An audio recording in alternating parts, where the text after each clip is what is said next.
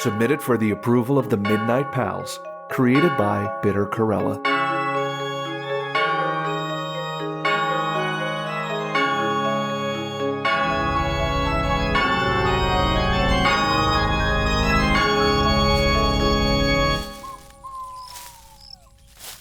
Hey, Howard.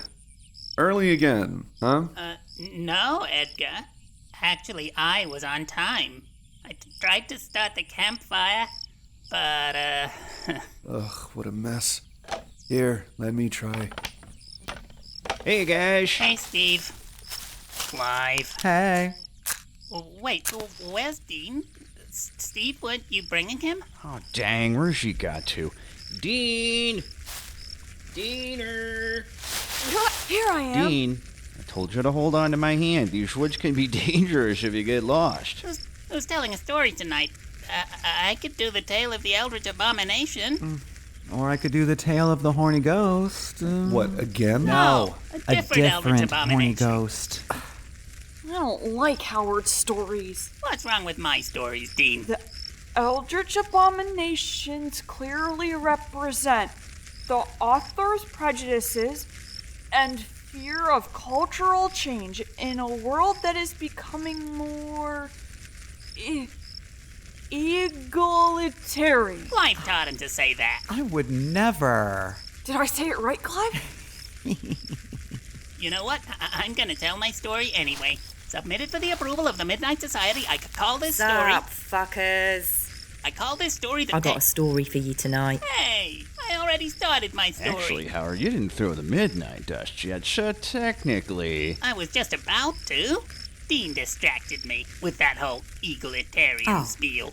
Well, we can all listen to Squidward's story if you lot really want to.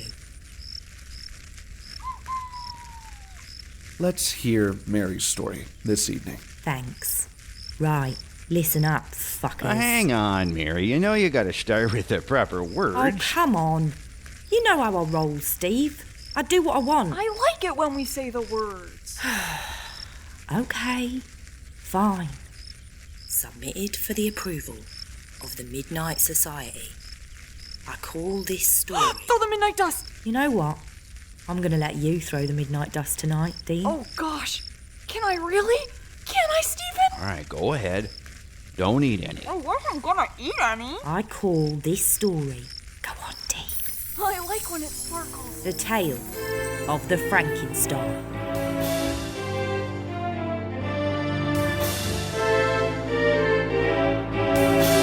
Don't you mean the tale of Frankenstein? What? Howard's right. It's his name, isn't it? I mean, I didn't call my story the Tale of the Carrie. It's called The Tale of the Frankenstein because it's about a mad scientist who makes a Frankenstein. You're fucking with us, But right? I like Frankenstein. Shit, Steve. You made me give the plot away. She's fucking with us. Our story begins on an exploration ship in the Arctic Ocean. Yar! Ahoy! Hard to larboard! Ready about? Aye, sir. Top sail all! Tow the line! Come on! Ahoy! Steady! Brace up and haul aft! We're sailors on a boat!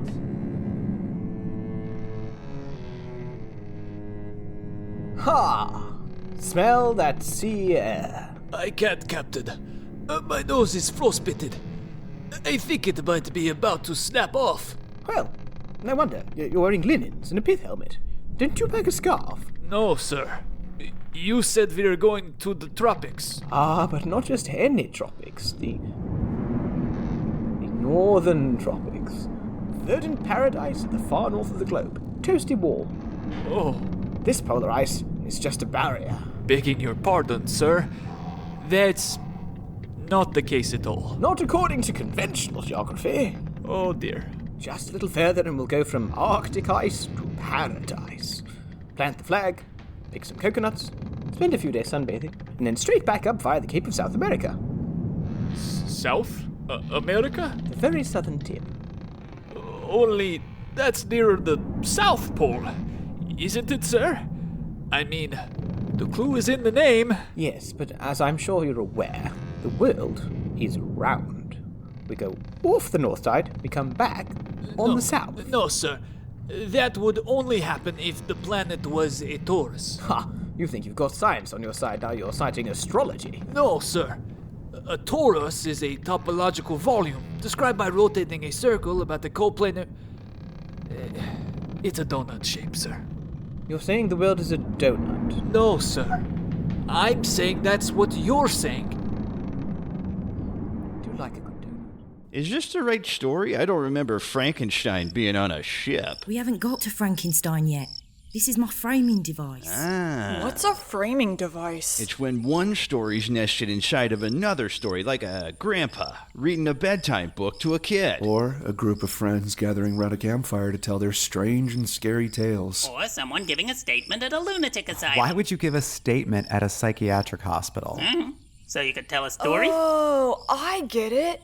It's like when Homer Simpson bumps his head and they do a clip show? Sure, I guess so. Someone will be along in a minute to tell their life story. Then we'll flash back to that, and then at the end of that story, we'll come back to this bit. You know, like a frame. Shut up. I'm talking now. So, the Frankenstein's gonna fall down Springfield Gorge? So, men, I know we were expecting a trip to the tropics, but it turns out Captain Walton is a maniac who believes the world is a donut, and the tropics are at the North Pole. All those in favor of mutiny say, yes, please. Yeah, let's do that. Motion carried. If there's no other business, pass me that rope and I'll get it around his neck as soon as he shuts up. Hola! Get out here, I've discovered something. On my way, Captain. Excellent, you brought the rope. Oh, it's for the, a mizzen. What have you discovered, sir? A sun-kissed island? Maybe you can tell me about it up by the post there. Nope. A man on a sled. Look. Hello? I'll say this for you, Captain. Your voyages are different.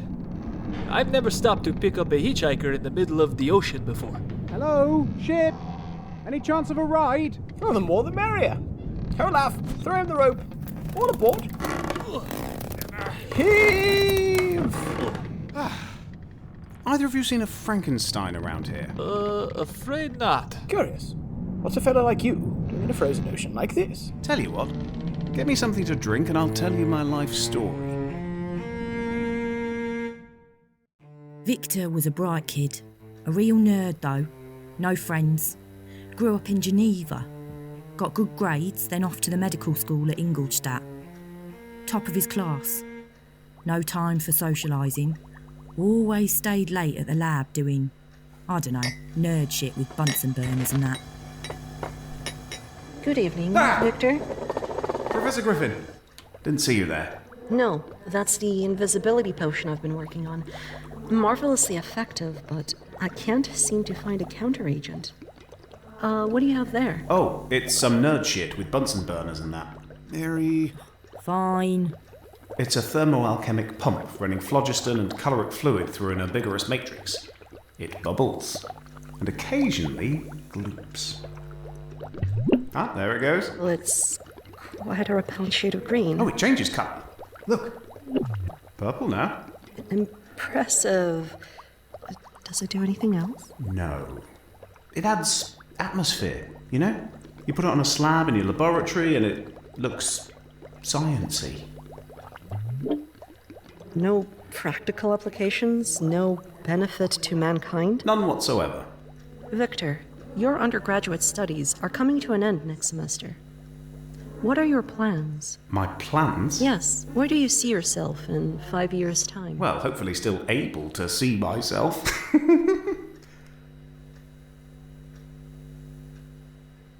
That's not funny. Sorry, Professor.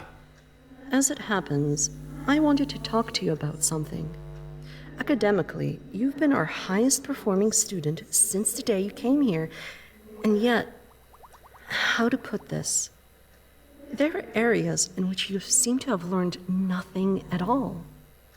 What do you know of humanity. Actually, the human organism has been at the forefront I'm of... not talking about human organisms, Victor. I'm talking about people. You've no understanding. Empathy, cooperation, compromise. These words mean nothing to you. I never really thought that stuff was relevant. Of course you didn't. Other students give up a part of themselves to become a part of a greater thing, but you, Victor, are still the same arrogant teenager you were when you stepped off the coach. Professor, if I've done something wrong... I'd like you to come and meet Professor Waldman. Victor, isn't it? Yes, sir. Doctor. Professor. Apparently, you're a ruthless bully with no time for anyone but yourself. We'd like to offer you a place in our postgraduate program. Professor Waldman is head of department of unnatural philosophy. Mad science. Oh, that's such a loaded term.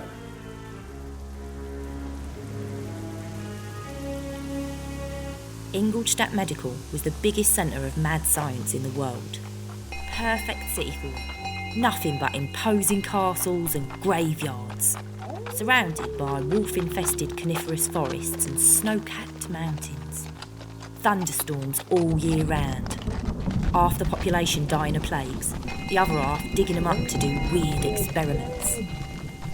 Every now and then, when the mad scientists did something particularly mad, the peasant folk from miles around would descend on the place, surround the building, and the mad scientists would bolt the doors and stand upon the roof terrace and watch, in pride and arrogance. What do we want? Same science! When do we want it? Now! What do we want? Same science! When do we want it? Now! What do we want? Same I love mob nights. You see that, everyone? Those terrified faces? Hundreds of them. We did that. They're here for us. Have you read Machiavelli, young man? Victor, meet Dr. Kremper. He's our resident mad social scientist. You scoff, but there's as much chaos to be wielded with politics and economics as there is with monsters and green slime. Machiavelli says, if it ever comes down to a choice between being loved by the people and being feared, choose fear every time. People who love you will eventually betray you, but people who fear you will always obey you, because it's in their best interest. Those people down there, for all their pitchforks and fiery torches... Some of them have set light to their pitchforks. Yes, they do get confused. They wouldn't dare actually hurt us, though. We're safe up here. If they thought they could actually get into a room with any of us, they wouldn't try. What exactly is it that they're angry about? Well, that's the question. We really won't know until one of them shouts something intelligible. Tell you something, though. Whoever's work it is, a mob this size will look damn fine on their record. Of course, I'm hoping they're here about my lightning gargoyles. But it could be Kremper's work on new ways to drive shoppers insane, or Griffin's invisibility research. Where is Griffin? Right here. Ah, sorry, Professor. I'm sure you'll come up with an antidote one of these days. Keep at it and you'll see it through. Till then, we'll keep seeing through you. Eh? I think she took offense. All friendly banter between enemies. How's your own work going, Victor? Well, I've made numerous improvements to the useless colour-changing bubbling thing. The latest model has a sulphurous odour generator and a glass sphere that hums. And I'm working on a sort of pair of upright needles with an electric bolt sapping between them. To be honest, I thought you might be on to greater things by now. You'll never get a mob after you for making desk ornaments. Just what you been dumping in our water supply? All of our pigs have gone invisible! Well done, Griffin! Ladies and gentlemen, to Professor Griffin! Griffin! Griffin? Good to know you're finally being noticed. Oh, piss off. That's when Victor knew that to get anywhere in the world of mad science, he was going to have to do something big, something no one had done before. So, he decided to make a Frankenstein. You mean a Frankenstein's monster? No, she means Frankenstein's monster, not a Frankenstein's monster. There's only one, right? There weren't any. His was the first Frankenstein, that's the fucking point. But he's Frankenstein. That's his last name, isn't it? Oh my god, you fucking nerds. Steve, she's fucking with us. What are you eating? Pringles, want some? Don't you mean Mr. Pringle's potato-based snack products? That's not... Steve. Unreasonable. It was on a dreary night of November. Or as Steve probably calls it, November's month. Is this seat taken? Yes, thanks for asking. I've only been sat on by like 2 students and 5 junior professors so far. Oh, Griffin, good to perceive you. What do you think this seminar's about? Hopefully, we're about to find out what young Victor's been spending all our money on for the last 2 years. What do you suppose he's got under that sheet there? Well, you must have heard the rumours. You don't believe that, do you? The boy is bright. Never saw such pretension in a student. If anyone could make a Ladies and gentlemen, thank you all for coming. I'm pleased to announce that I'm ready to show what you might call some preliminary results, representing a significant breakthrough in the mad sciences. Behold! It is a Frankenstein! That's right. A complete Frankenstein. Something never before achieved in the history of unnatural philosophy. My research notes are being handed out now. I'm sure you'll find them intriguing as they go through several scientific fields that don't yet exist. Any questions? Professor Waldman. Where did you find all these pieces? Did you steal corpses? Oh, yes. I dug them up from the graveyards and cut them down from the gallows. This Frankenstein contains parts from over 200 individuals who may not have amounted to anything in life, but they'll never know what a tremendous posthumous contribution they've made to science. You'll find their names in the acknowledgements, at least the ones I could find out. Next question. I see a hovering handkerchief. Yes, Professor Griffin? Yes. Is it alive? I'm very glad you asked. If you'd care to volunteer to get up and pull that big red switch on the wall there. What you're hearing is the kite-based anode being released. The current will run down the wire, through the Frankenstein cerebral assembly, and to Earth via this lead drain pipe. Professor Waldman, you're the expert on alternative meteorology. When would you say we're due our next bolt of lightning? Oh, now?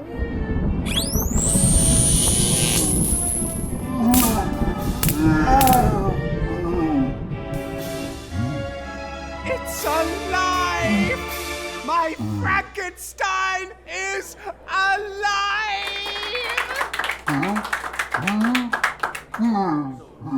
You're gonna get the mother of all mobs when the peasants get wind of this. I'm one step ahead of you, Professor. Somebody open those window shutters! 1, 2, 3, 9. We don't want the Frankenstein! 1, 2, 3, 9. We don't want the Frankenstein! 1, 2, 3, 9. There's thousands of them. Over 10,000, all beyond enraged.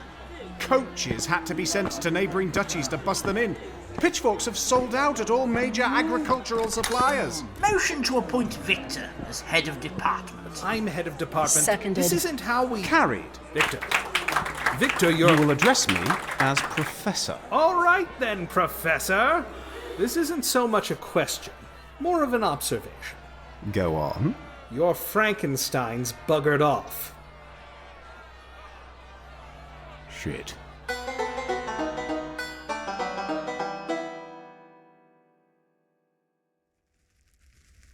The Frankenstein escapes from the college, gets past the mob, and aways into the countryside. Now, he gets hungry and goes into some shepherd's hut. Only this shepherd is just fucking terrified of Frankensteins, so he runs away. Then, the Frankenstein eats all the food in the shepherd's pot and drinks all the water in the barrel, and then finds this satchel, which turns out to have a copy of Paradise Lost and the Sorrows of Werther in it. Wait, a 19th century Bavarian peasant shepherd was reading Milton and Goethe? Yeah. Yes, he was. Why? You want to make something of it? Mary, what did we say about threatening your fellow society members with a switchblade? As I recall, Edgar, you said I shouldn't do it, and I said Say that again and I'll fucking stick you. Anyone else got a problem? No. Yeah, that's what I thought. So, the Frankenstein's a goth now. He's wandering the countryside, living off berries and shit. Don't meet many people, but when he does, they always bolt. And he doesn't know why, because he doesn't even know he's a Frankenstein yet. Then one day, he sees his reflection in a puddle. And he's like, Fuck me, I'm a Frankenstein. No wonder everyone's been legging it when they see me. I'd leg it for me. Then he sees this peasant man coming up the track, and he's like, Here we go again. This bastard's going to lose his shit when he sees I'm a Frankenstein. All these characters kind of talk with the same voice. Shut the fuck up, Howard. So the Frankenstein's like, Sup, peasant? but this bloke just nods it. Ah, bonjour, my friend. And carries on. You know why? Oh, is he another Frankenstein? Frankenstein's monster. Steve. No, there are no other Frankensteins yet. Oh, poor Frankenstein. Is it because the peasants are, you know? I don't know. You know. Literally nobody knows. I think you know. A tink-tonk. A crickle-crack. Is he just making up slurs? A boof-noggin. He's just making up slurs. Oh, am I not allowed to say that? Excuse me for not being politically correct. Howard, you're not even being semantically correct. What's a boof noggin? I have no idea, but you must never, and I mean never, say it again. Guys, it's because he's blind. That's why the peasant's not afraid of the Frankenstein. Oh, disability representation. How woke. Who taught him that word? I'll fess up, it was me. I thought it would be funny.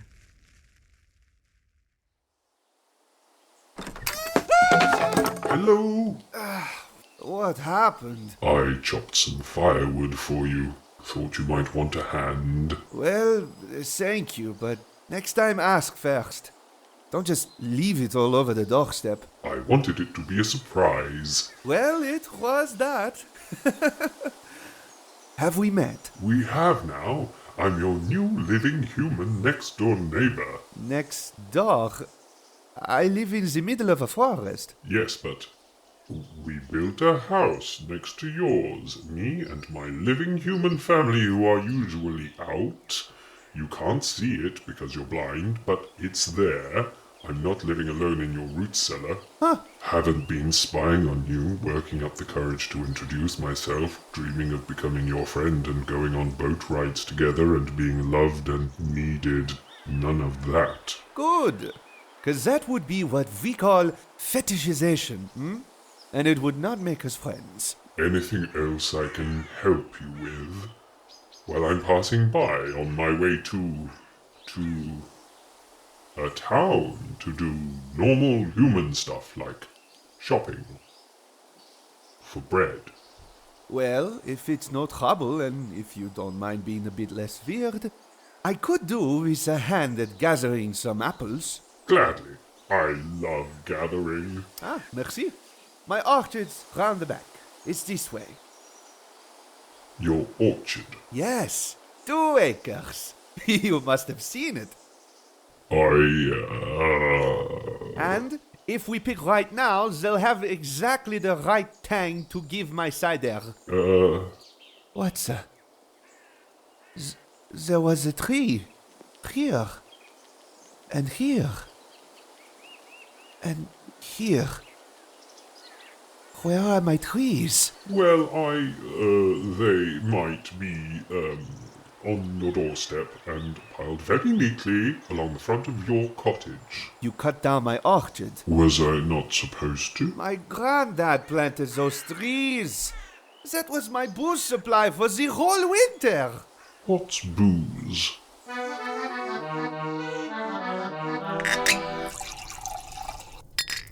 I thoroughly enjoyed this booze. Good. Because it will take you a while to work back the cost of the orchard. But There's no reason we can't have a drink at the end of the day, huh? Maybe I could do with a friend. Oh, that would be... Who's that? Oh, that will be my daughter, Agatha. Checks on me once a week, when she can be bothered. Your daughter? Can she sing? Yes. You can't let her in. Don't be daft. Papa, what happened to your shads? Oh my god! A Frankenstein! Wait, what? Don't hit me with a broom. No, don't hit me with a broom. I'm a good Frankenstein. That's it, Papa. You've got to come and move in with me and Safia. It's too dangerous out here. Drinking with Frankensteins, what's next? Well, he never told me he was a Frankenstein. That doesn't make sense. How do these people even know what a Frankenstein is? Well, Steve, if they don't know what a Frankenstein is, they wouldn't know what a Frankenstein's monster is either, would they? No, they shouldn't know. Steve, let it go. What did the Frankenstein do next? What would you do if your only friend ran away from you like that? That's right, Dean. He burned the fucking house down. Mary, he looks up to you. Then he goes on a murderous rampage. Just terrorising the shit out of villages.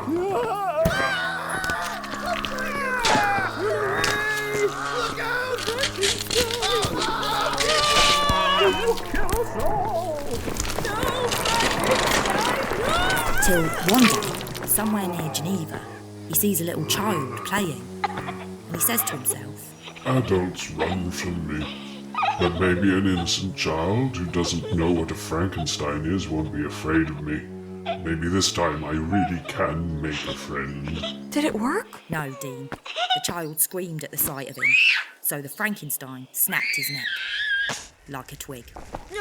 It's okay, Dean. It's not real. Tell him it's not real, Mary. Stop interrupting. So, back at the college, Victor gets a letter. His little brother... Did I mention he had a little brother? No. Well, he does, obviously. This letter says his little brother's dead, and the surgeon who examined the body said the only possible explanation for the wounds was... An attack by a Frankenstein. But then... Have any of the rest of you been making Frankensteins? No. Mainly been working in mad architecture myself. Not really my field. Oh no, that's... Then it must have been my Frankenstein. Professors, I'm taking a sabbatical, effective immediately. Dr. Kremper's in charge. Why, Krumper? I've been here twice as long as him. Oh, do you feel you're not getting enough recognition? Up yours. Victor takes the fastest coach back to Geneva. As soon as he steps off, there's a flash of lightning. And what does he see up on a glacier? It's the Frankenstein. So up he goes to have a climactic face-off. Victor's like, You killed my brother. You fucking Frankenstein. Yeah, I thought that might get your attention. If you think murdering my brother will make me more sympathetic to you... Of course not. You're incapable of sympathy. I was never anything to you but a paper to show off to your mad science friends. You brought me to life and then abandoned me. Just let me wander off. I didn't notice. It was chaos. There was a mob. 2 mobs. The peasants and the faculty. Chaos. What do you think it was like for me? You humans have it easy. You get born. I've never been born, but it doesn't sound complicated. You plop out and make your introductions. I just found myself lying on a slab surrounded by weird equipment and a bunch of mad scientists arguing with each other. An innocent soul turned out into a hostile world. Innocent? You burned down a blind man's house. You strangled a child. God knows what I else. was corrupted by an immoral society. You know what? We all are. Some of us cope without the arson and the murder sprees. I should take you back to the college and dissect you.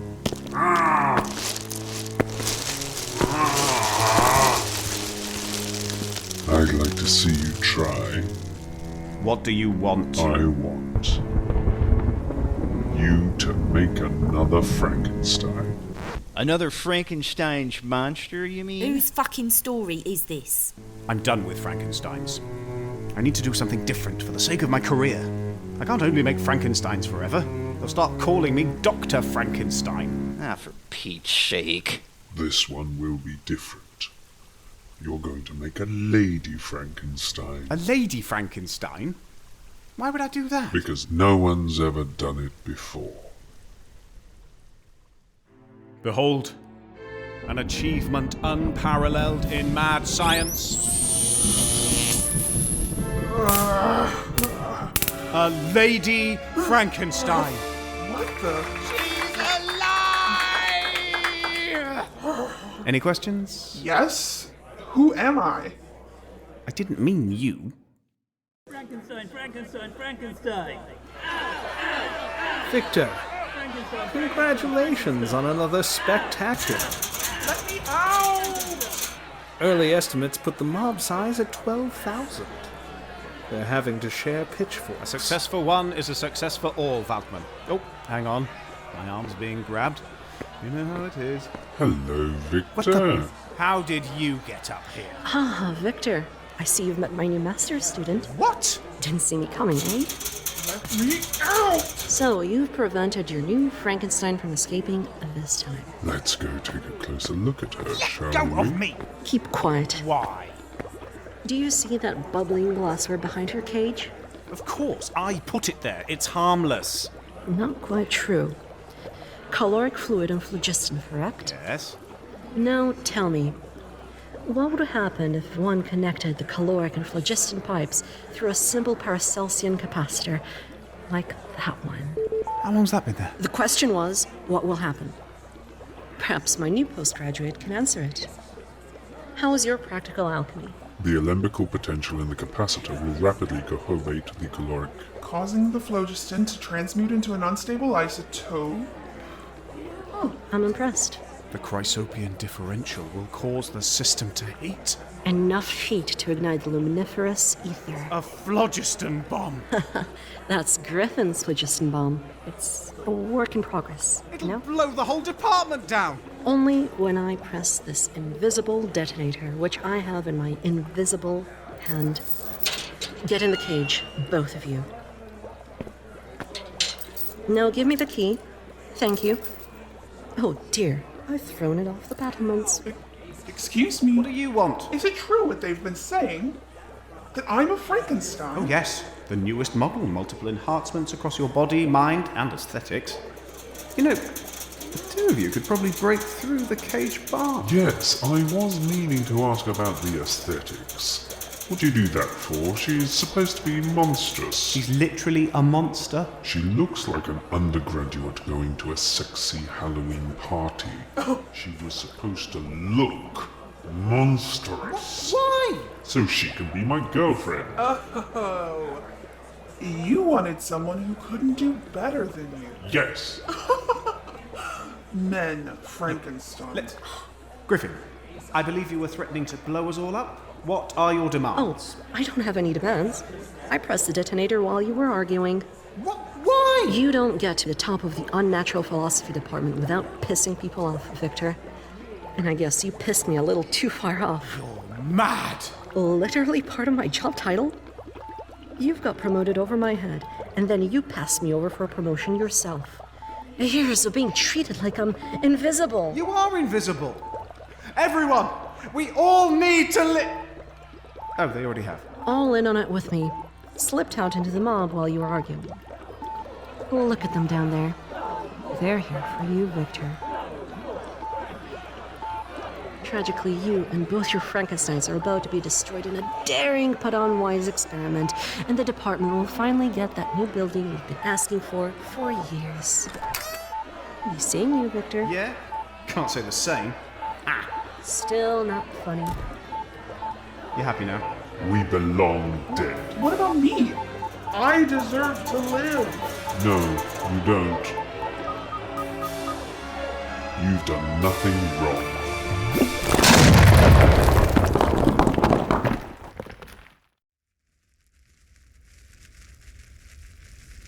So, the lesson we can take from this is that different sorts of people Howard. shouldn't be integrated into society. No, Howard, no. Poor Frankensteins. Don't feel bad, Dean. The really sad ending would have been if they'd gone on living. The world isn't kind to you when you're a Frankenstein. Frankenstein's monster, you mean? I'm sorry, Steve. Did you define a genre when you were 18? No. Then shut the fuck up. Is that the end? You have to say the end. The end. I declare this meeting of the Midnight Society closed. Yay!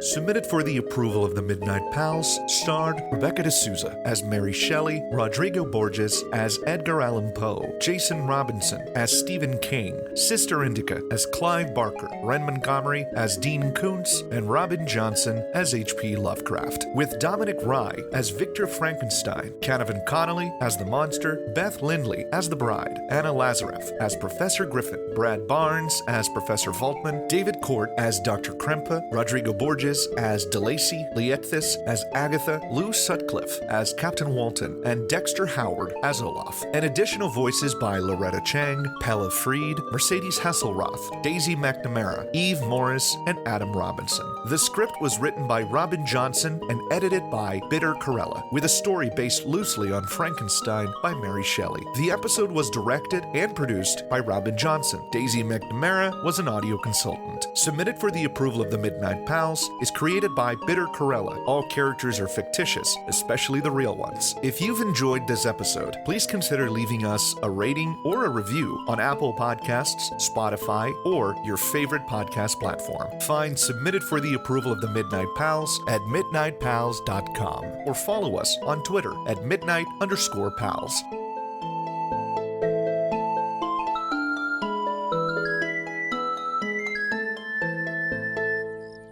Night-night, everyone. And watch out for Frankensteins. Frankenstein's monster, you dipshit. Hey, what about your framing device? Oh, fuck. What an astonishing life story. What happened next? The Frankenstein, the first one, managed to get out, and so did I. So I chased him to the North Pole. Oh shit, I'm dying of hypothermia.